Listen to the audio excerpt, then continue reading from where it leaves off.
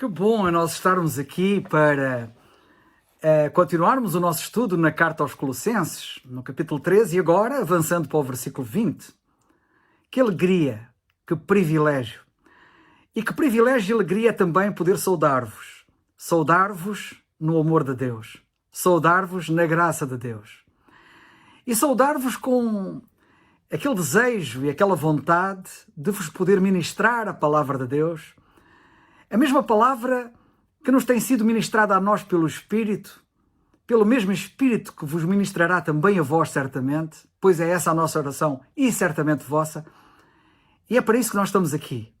O nosso desejo, a nossa oração é que de facto o Senhor possa fazer como aconteceu com o salmista no Salmo 23 e no versículo 5, que o nosso cálice possa transbordar. É esse o nosso desejo sincero, é essa a nossa oração e é por isso que nós estamos aqui a estudar as Escrituras.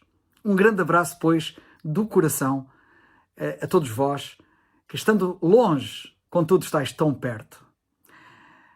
No versículo 20 do capítulo 3 da Epístola aos Colossenses, nós lemos então: vós, filhos, obedecei em tudo aos vossos pais, porque isto é agradável ao Senhor.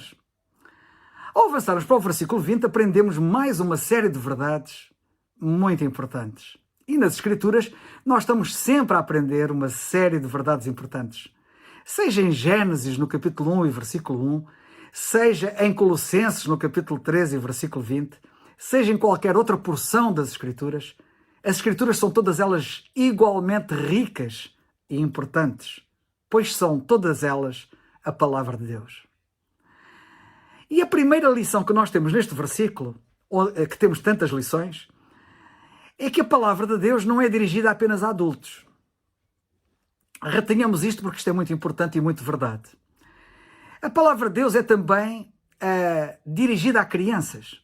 Por isso é muito importante que os pais não falhem nesta sua responsabilidade tão importante na educação dos seus filhos. A saber, preocuparem-se em tudo fazer para que a mensagem do Senhor chegue também às suas jovens mentes e jovens corações e tenros corações.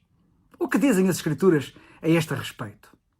No livro de Provérbios, no capítulo 22 e versículo 6, nós lemos assim: instrui ao menino. E cá temos um menino, não temos aqui um adulto. Instrui ao menino no caminho em que deve andar, e até quando envelhecer, não se desviará dele. Uma das razões importantes porque se deve ensinar a palavra de Deus às crianças, logo desde bem pequenas, é porque aquilo que lhes é ensinado na sua meninice perdurará para sempre. Eram os jesuítas, segundo ouvi dizer, que diziam: dai-nos as vossas crianças até aos 6 anos e depois levai-as. Ou seja, o que eles queriam dizer é que até aos 6 anos eles conseguiriam de tal maneira endoutrinar as crianças que criariam nelas raízes e fundamentos sólidos e firmes para toda a vida. Ora, é isso que nós vemos nas Escrituras. Não foram os jesuítas que viram isso. O sábio Salomão diz: instrui ao menino no caminho em que deve andar, e até quando envelhecer, não se desviará dele. Muitos pais esquecem-se ou ignoram o que lemos do menino João Batista, por exemplo, do qual nós lemos em Lucas, no capítulo 1 e versículo 80, que João Batista, quando era menino, lemos acerca dele isto: o menino crescia e se robustecia em espírito. Sim, os pais têm que saber, não podem de facto ignorar que as crianças, os meninos, precisam de crescer e de se robustecer.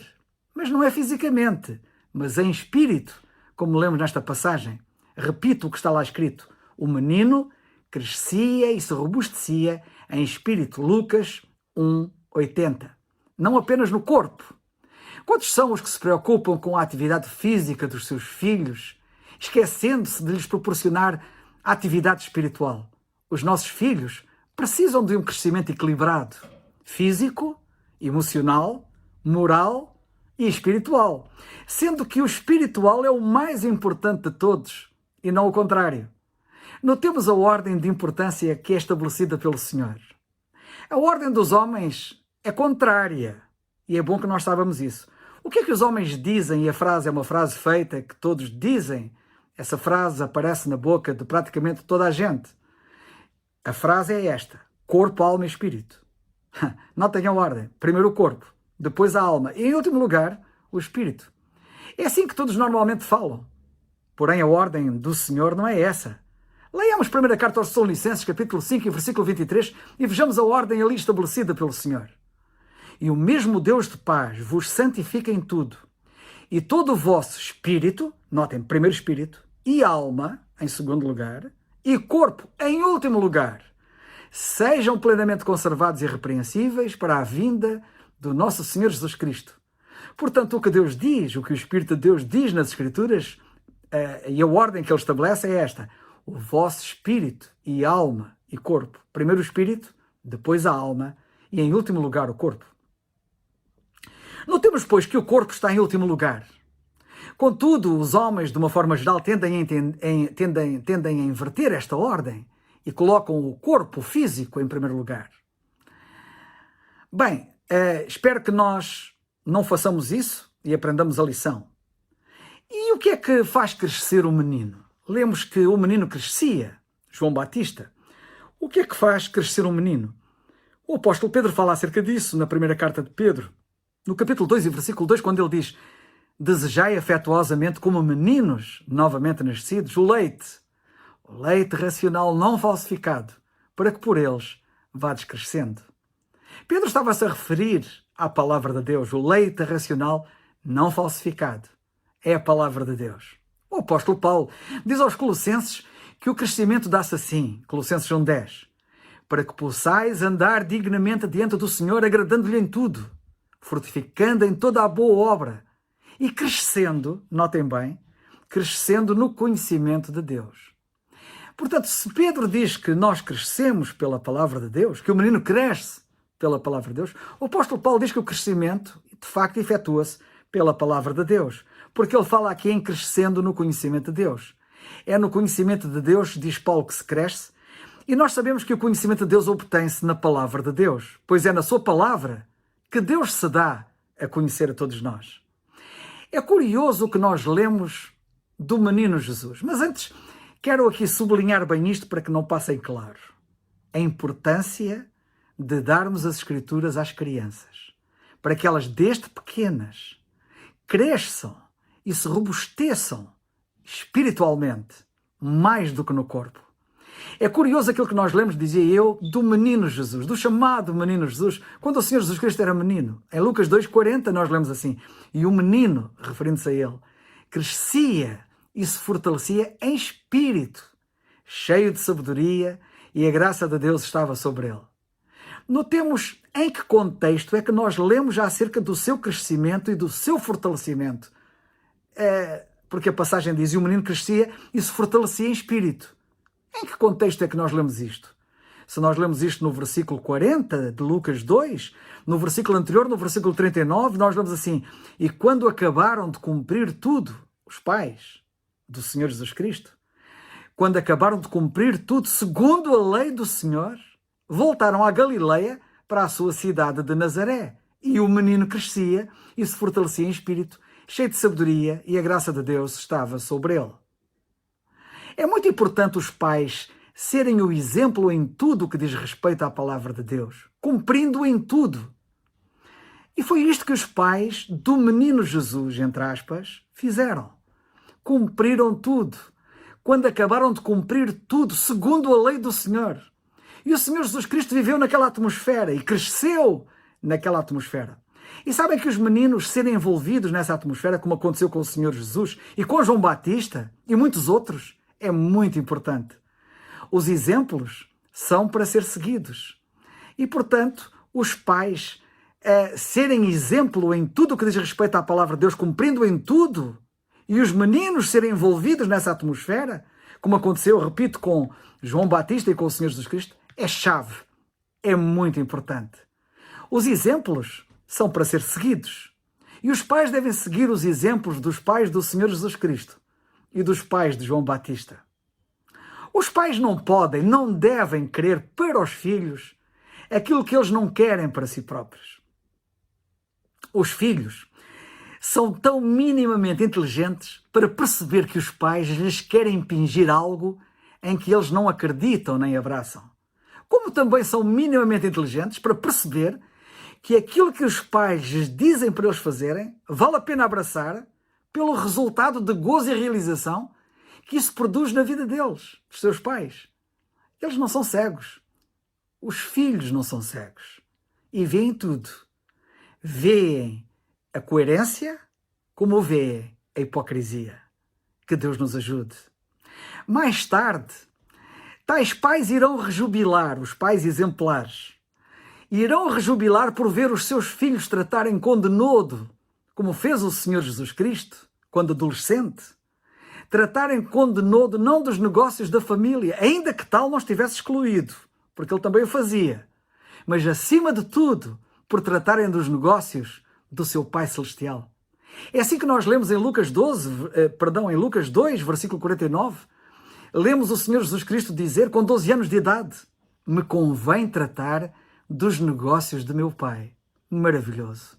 Que bom um pai poder olhar para um seu filho adolescente e ainda adolescente, ou já adolescente, estar preocupado em tratar dos negócios do Pai Celestial. A maior alegria que um pai pode ter num filho é vê-lo a tratar dos negócios do Pai Celestial, independentemente de ele poder tratar dos negócios da família terrena. Deus Pai tem um filho, como nós sabemos, e quis que esse filho fosse missionário, e por isso ele foi enviado a este mundo. Apesar de ele também ser médico e também ser advogado. E como dizia o poeta que escreveu uma música, médico e advogado sem nunca ter estudado. Mas ele foi médico e advogado.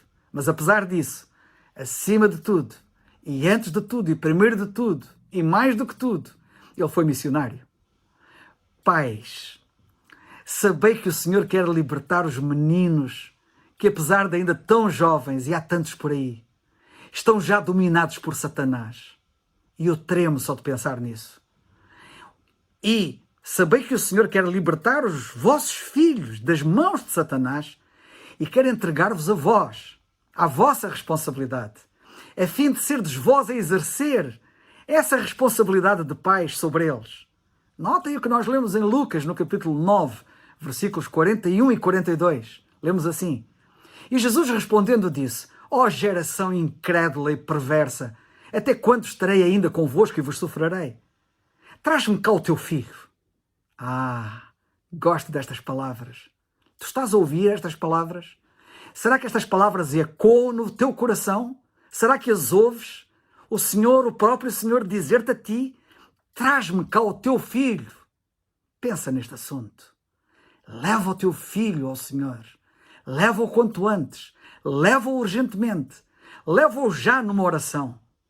E quando vinha chegando, lemos a seguir, o demónio o derribou e convulsionou. Porém Jesus repreendeu o espírito imundo e curou o menino e o entregou a seu pai. Sim, o Senhor quer entregar os vossos filhos nas vossas mãos, à vossa responsabilidade. Espero que estejais à altura de corresponder à expectativa que o Senhor tem a vosso respeito nesse domínio. Pais, o que estáis a fazer com os filhos que o Senhor vos entregou? O que estáis a fazer? É a pergunta que eu quero deixar no ar e quero que seja pungente nos vossos corações. O que diz Paulo acerca de Timóteo em 2 Timóteo capítulo 3 e versículo 15? Uma passagem tão conhecida. Diz ele acerca de Timóteo, desde a tua meninice sabes as sagradas letras que podem fazer-te sábio para a salvação pela fé que há em Cristo Jesus. Dizia Paulo acerca de Timóteo que ele sabia as sagradas letras desde a sua meninice. E nós sabemos noutros textos que Paulo escreve a Timóteo que ele devia esse conhecimento das sagradas letras ao empenho e ao esforço da sua mãe e da sua avó, Evode e Lloyd. Sim, a palavra de Deus não é claramente dirigida apenas a adultos, mas é dirigida também claramente a crianças e é a responsabilidade dos pais ajudarem as crianças a perceber isso desde pequenas e ajudarem-nos a atentar para o que a palavra de Deus lhes diz. Por isso, não falhem nesta vossa responsabilidade de pais. Uma das coisas que os filhos precisam de aprender nas Escrituras, é isso que nós vemos lá, é a obedecer. O próprio Senhor Jesus Cristo aprendeu a obediência, nós lemos na Bíblia. E isso é uma verdade para todos os filhos. Precisam de aprender a obedecer. Que é aquilo que nós lemos no nosso texto. Não é verdade? Porque o nosso texto é muito claro quando diz: vós filhos, obedecei em tudo aos vossos pais, porque isto é agradável ao Senhor. Porque isto é agradável ao Senhor. Portanto, não nos esqueçamos disto, porque isto tem uma relevância capital. Portanto, uma das coisas que os filhos precisam de aprender nas Escrituras é obedecer, como nós vemos. E porquê? Porque foi por um ato de desobediência que o homem se perdeu no Jardim do Éden. E agora, é bom que saibamos, e não nos esqueçamos, que é por um ato de obediência que o homem se pode salvar e pode ser resgatado da perdição. O que é que nós lemos em Hebreus 5:9 a este respeito? Lemos que Jesus veio a ser a causa de eterna salvação para todos os que lhe obedecem. E tu perguntarás: salvação por obediência? É verdade. Foi pela desobediência que o homem se perdeu e é pela obediência que o homem se pode salvar. O que diz Paulo aos Romanos no capítulo 16, versículos 25 e 26, a nós, na presente dispensação da graça?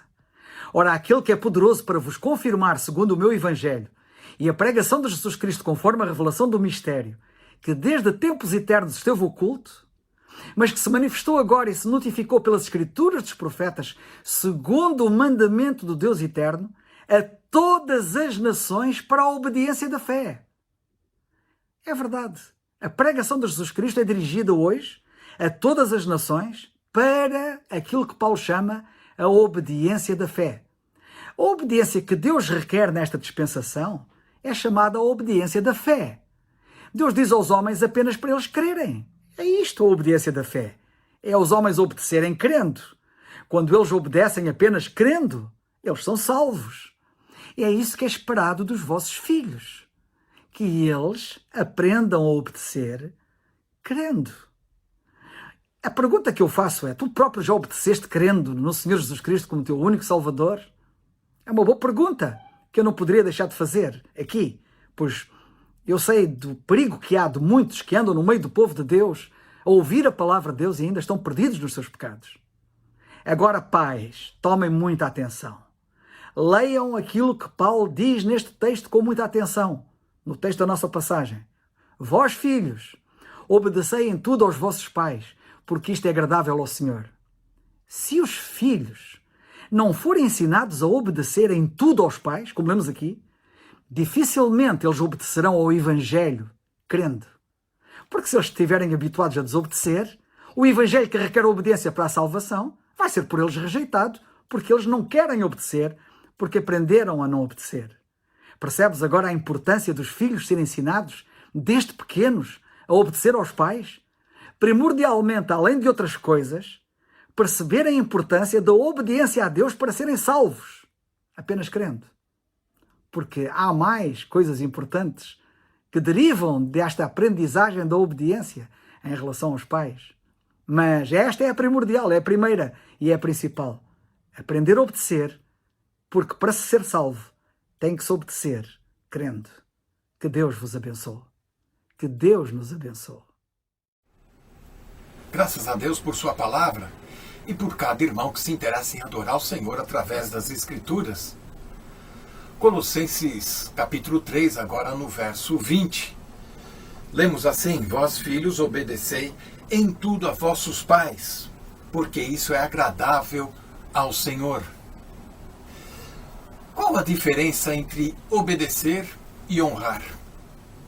Este é um ponto muito interessante que o apóstolo Paulo levanta e coloca neste contexto que estamos analisando, que vai do verso 18 ao 23. E quando nós olhamos para a sociedade moderna dos nossos dias, o que nós percebemos é um antagonismo muito forte, ferrenho, onde há divisões e rebeliões. Entre marido e mulher, o divórcio cresce cada vez mais em nossa sociedade. Pais e filhos parece que não se entendem e o abandono do lar. Os filhos procuram resolver a sua vida longe da família.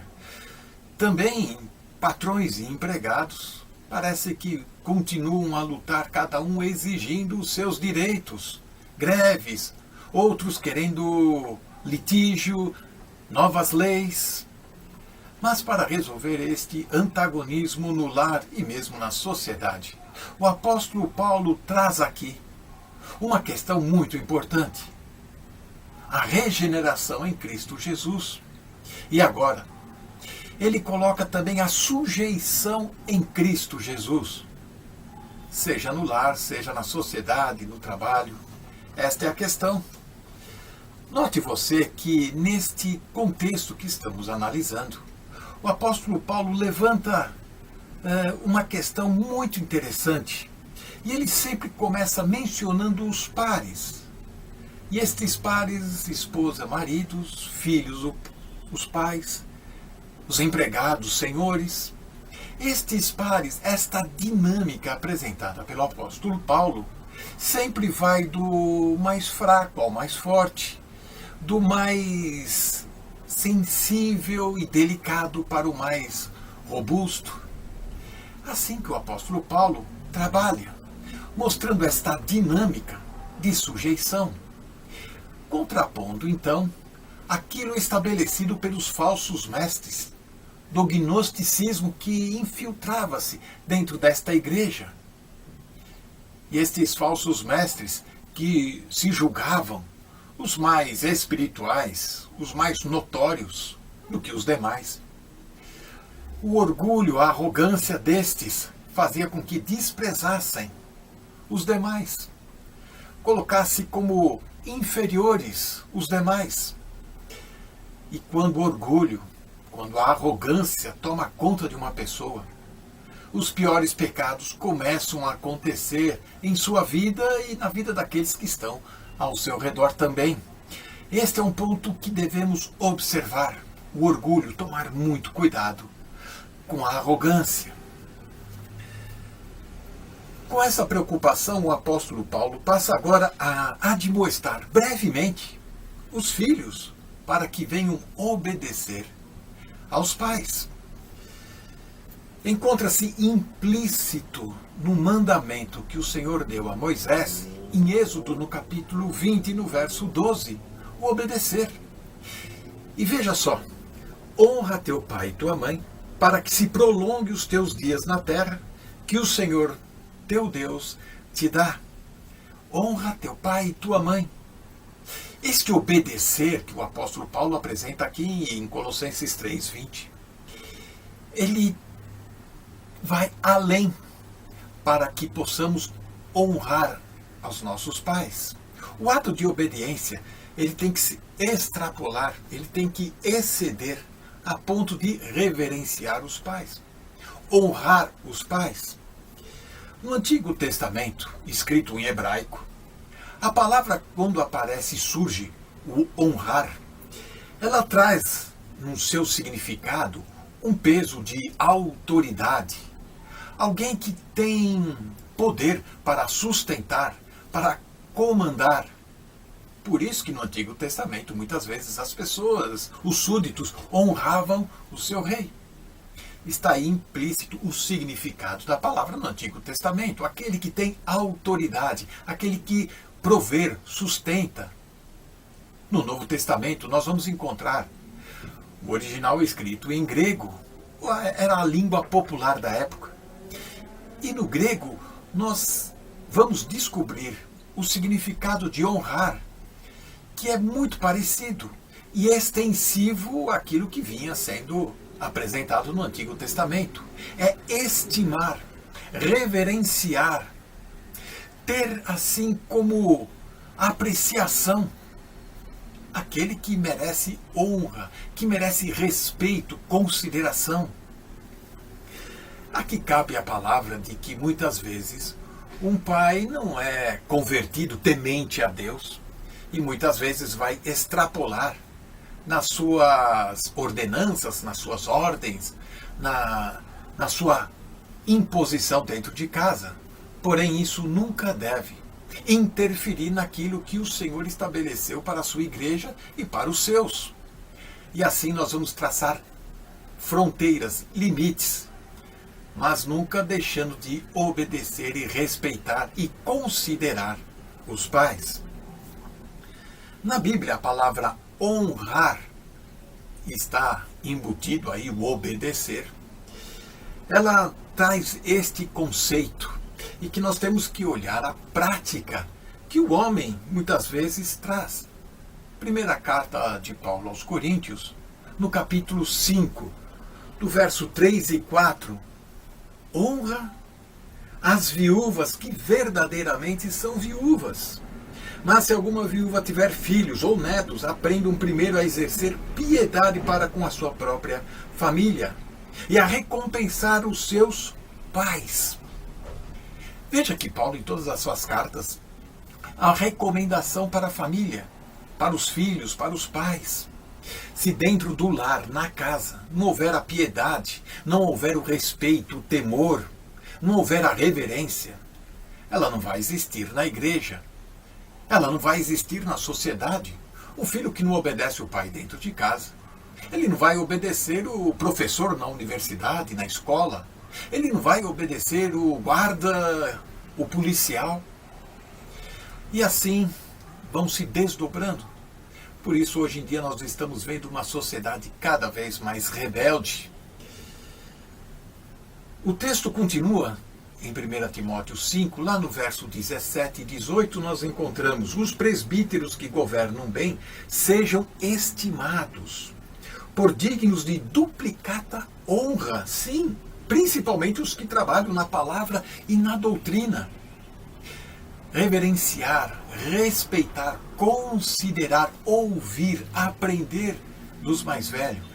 Isso é primordial para o jovem que deseja obter sucesso na vida, que deseja progredir, amadurecer, ser sábio na vida. Muitas vezes nós vamos aprender com os erros dos outros. E os pais, os anciãos, querem nos ensinar, nos advertir. Um outro texto muito apropriado para o momento, nós vamos encontrar em Mateus 15, no versos 5 e 6, ou mesmo o texto paralelo, que está em Marcos, no capítulo 7, no verso 11. Reconhecer o valor dos pais, muitas vezes. E aqui o Senhor adverte sobre um jeito, uma habilidade muito astuta de deixar os pais idosos numa situação de penúria. Mateus 15, verso 5, diz assim: mas vós dizeis, qualquer que disser ao pai ou à mãe, é oferta ao Senhor. O texto de Marcos 7, 11 diz corbã, aquela oferta separada para o Senhor. O que poderias aproveitar de mim? Esse não precisa honrar nem pai, nem a sua mãe. E assim invalidais, pela vossa tradição, o mandamento de Deus. Os jovens, na época de Jesus, querendo cada vez mais ter prosperidade, ter vantagens sobre os demais, até deixar de assistir às necessidades dos pais, que criaram com muito custo, com muito sacrifício os filhos, agora dando um jeito numa tradição judaica, querendo dizer que aquela poupança, aquele recurso de uma propriedade, ou de um dinheiro ganho, ou de uma produção rentável, estava separada e seria revertida para o templo. E muitas vezes esta herança, este recurso não chegava no templo, mas era um jeito de burlar o mandamento de Deus, pelas tradições dos homens. E assim muitas pessoas fazem, com a tradição religiosa, não atentando para a ordem, para o imperativo que as Escrituras colocam e apontam para cada um de nós, de nossas responsabilidades. Em contrapartida, o livro de Provérbios vai ensinar a sabedoria que um jovem precisa demonstrar, aprender, à medida que ele tem a disposição de ouvir aquilo que os mais velhos têm para ensinar. Provérbios é um livro rico, riquíssimo. Com seus 31 capítulos, nós poderíamos recomendar um capítulo por dia e no mês você fecha o conhecimento daquele livro e assim você vai extrair toda a sabedoria em cima daquele tema. São vários temas e principalmente voltado para que o jovem tenha sabedoria para lidar com as coisas da vida, as contradições da vida, as tentações da vida, as provações. E o livro de Provérbio, ele é rico para nos ensinar tantas coisas. Provérbios 1, verso 8, Filho meu, ouve a instrução do teu pai, e não deixes o ensinamento da tua mãe. O filho sábio atende à instrução do pai, mas o escarnecedor não ouve a repreensão. Provérbios 13, verso 1. E aqui está, e nós podemos perceber o valor das Escrituras, que tanto tem para nos ensinar. Jovens, e principalmente a família, a como se comportar, a como evitar crises e a como ter alegria e bênçãos. Temos muito que comentar e falar sobre este texto. Que Deus nos ajude e nos dê força. Amém. Boa noite, irmãos. Pela graça do nosso Deus, cá estamos mais uma vez. Desde já um abraço muito forte a todos os que nos acompanham, de muito longe e não só. Queria também queria-vos pedir que continuássemos a orar por toda esta situação em que vivemos, mas principalmente por aqueles que padecem e que não estão bem, e são muitos que se encontram nesta situação e em momentos complicados, mas precisamos estar juntos em oração acima de tudo. Vamos então ao estudo da palavra, e ainda no versículo 19 do capítulo 3 da Carta aos Colossenses, temos estado a estudar. Dou graças a Deus mais uma vez por aquilo que ouvimos a semana passada do nosso irmão Carlos e do nosso irmão Alberto, e foram coisas que ficaram na minha memória, e duas delas, principalmente uma do nosso irmão Alberto, quando dizia que temos que ter cuidado de nós homens, de facto, porque há muitos lares que se encontram e que vê-se muitas irmãs viúvas de maridos vivos, e isso de facto não é bom que aconteça. Assim como o nosso irmão Carlos dizia, que de facto o facto de nós liderarmos bem dentro do nosso lar é um certificado para liderarmos depois bem na igreja e tudo o que envolve o serviço, o ministério, mas é mesmo assim. Mas então vamos ler o versículo 19, que diz: Vós maridos, amai as vossas mulheres e não vos irriteis contra elas. Eu dou sempre graças a Deus. O nosso Deus não é um Deus de impossíveis.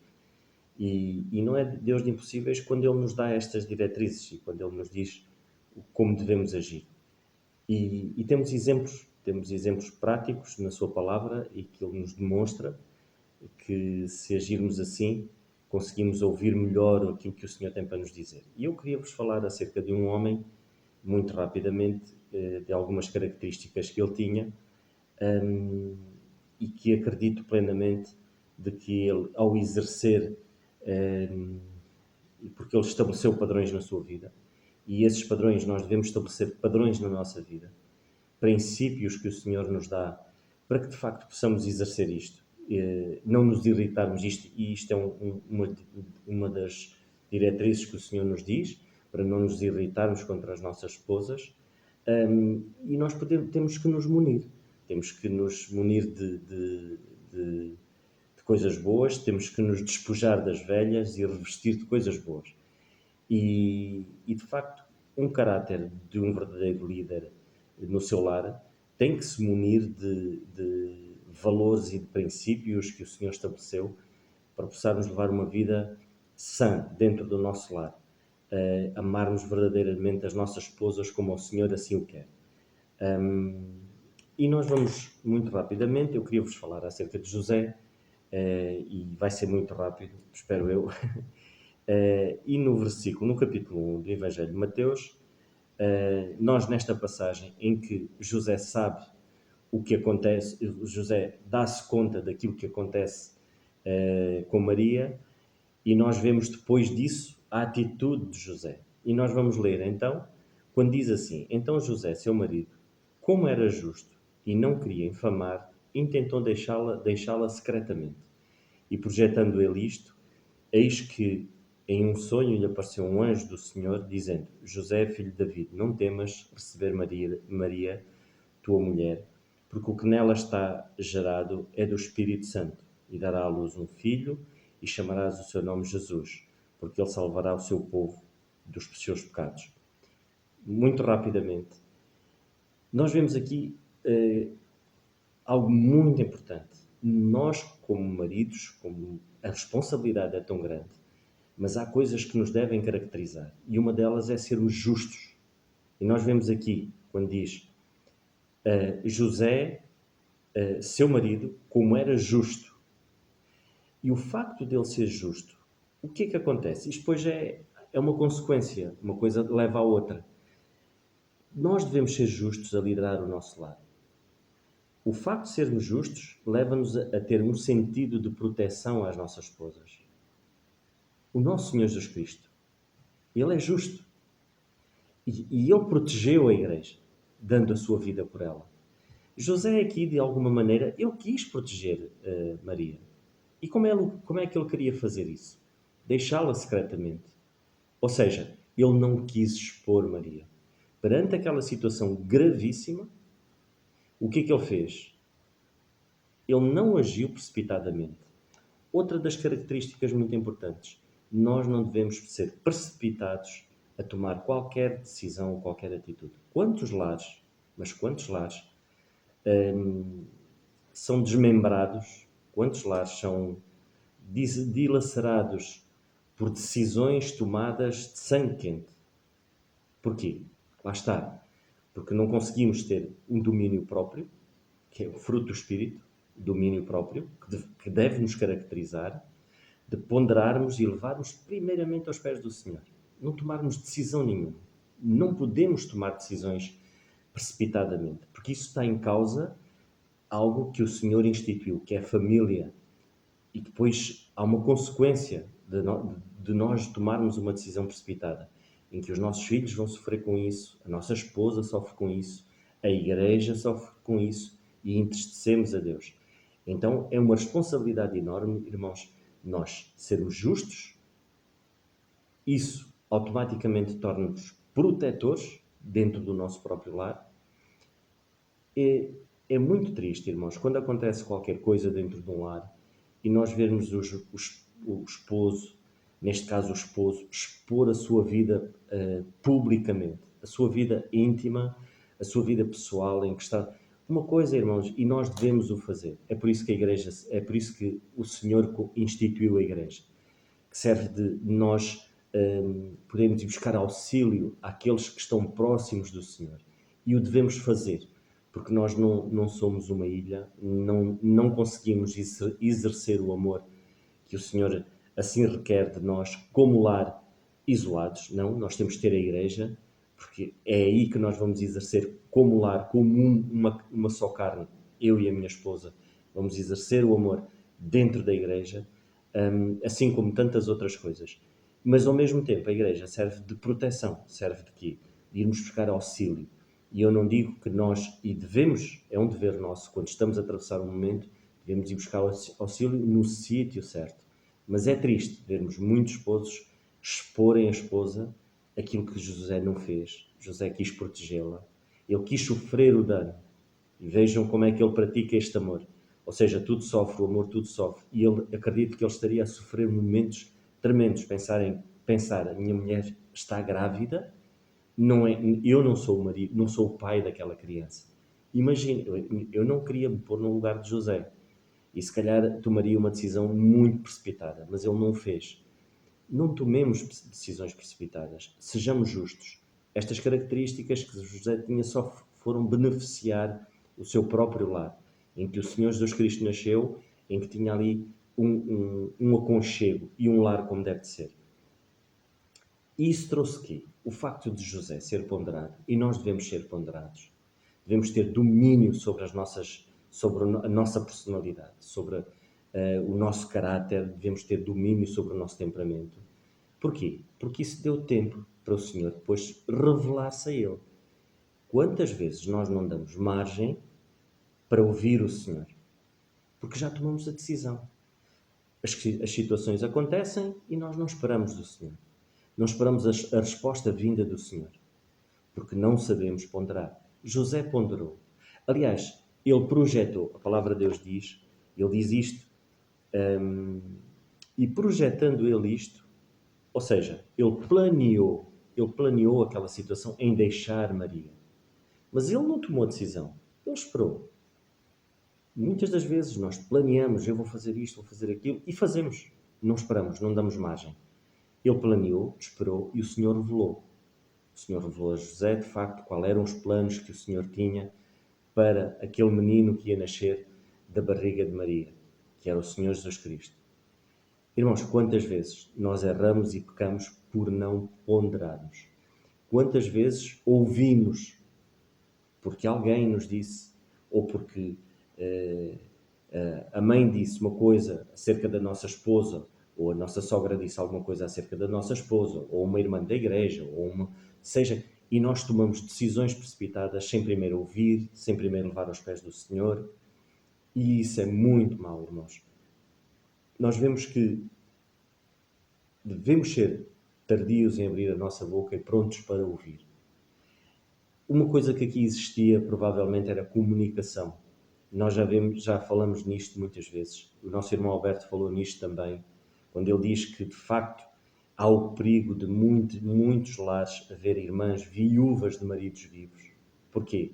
Porque estão em casa como se fossem simples hóspedes ou mortos, que não falam, não comunicam, não há interação em nada, não há participação na liderança, não existe ali uma liderança firme, uma liderança em que é ela que tem que tomar a iniciativa, é ela que tem que dar o exemplo. Muitas vezes não há isso, irmãos. E aqui havia. José aqui tinha intimidade com Maria. Porquê? Porque eles falaram acerca do assunto. É preciso haver comunicação, irmãos. Se não houver comunicação, é o primeiro ataque que o inimigo faz. Satanás, o primeiro ataque que ele faz é cortar a comunicação. Ele cortar essa comunicação, ele é exímio. Porquê? Porque ele pretende cortar a comunicação com Deus primeiro, a nossa comunicação e a nossa intimidade com Deus, e a seguir corta todo o resto. A seguir as coisas vêm por acréscimo, ou seja, vem tudo a decrescer. E é assim que acontece tantas vezes, irmãos. O facto de nos precipitarmos nas nossas decisões, criamos monstros, começamos a imaginar logo coisas, concentramos-nos no problema e não nos concentramos naquele que tem capacidade para resolver o problema. E isso é muito mau. Isso depois o que é que acontece? É motivo para nós nos irritarmos contra as nossas esposas. O facto de nós acreditarmos nos nossos próprios monstros, naquilo que nós acreditamos, naquilo que nós, pela nossa imaginação, por não ponderarmos, por não nos acalmarmos e não sabermos esperar no Senhor, vamos depois nos irritar contra as nossas esposas, e isso o Senhor não quer, porque é pecado. Não é da vontade de Deus que nós nos irritemos contra as nossas esposas. É pecado. Há muitos motivos para nós nos ir, se calhar até há, mas é preciso domínio próprio. É um exercício que nós temos que fazer. É domínio próprio. Que o Senhor nos ajude, irmãos, e que possamos pensar verdadeiramente de que o mais importante é obedecer aquilo que o Senhor diz. É benefício para nós, é benefício para nossas esposas, para os nossos filhos, para a igreja, para a família. Saímos todos a ganhar, quando de facto nós agimos corretamente. Que o Senhor nos ajude, irmãos. Um abraço muito forte, sempre juntos.